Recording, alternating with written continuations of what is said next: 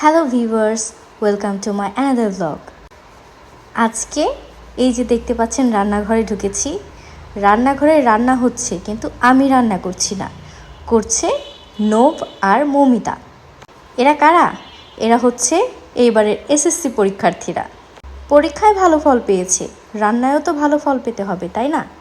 তাই তো আজকে এদেরকে দিয়ে আমি রান্না করাচ্ছি। কি রান্না করছে? করছে পোলাও আর মুরগির রেজালা। আমার মেয়েকে গোসল করাতে করাতে নোভ মুরগির রেজালা রান্না করে ফেলেছে। মুরগির রেজালাটি দেখতে আসলে অনেক লোভনীয় লাগছে।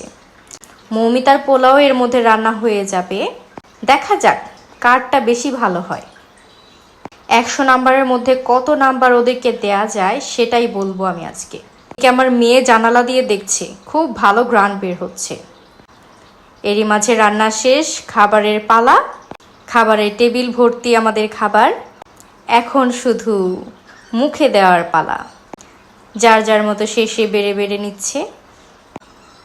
আপনারাই বলেন, রেজাল্টটি দেখতে দারুণ হয়েছে না? সত্যি কিন্তু তাই।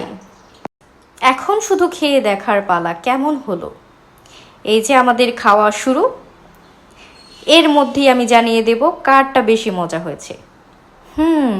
খেয়ে তো বোঝা যাচ্ছে দুজনই 100-তে 100। যাক, পরীক্ষার ফলাফল আর রান্না বান্নার ফলাফল দুটোই ভালো, খুবই মজাদার হয়েছে। খাবার শেষে মিষ্টি মুখ না হলে হয়। এই তো আমরা মিষ্টি মুখের জন্য আম কেটে নিয়ে আসলাম। Thank you viewers.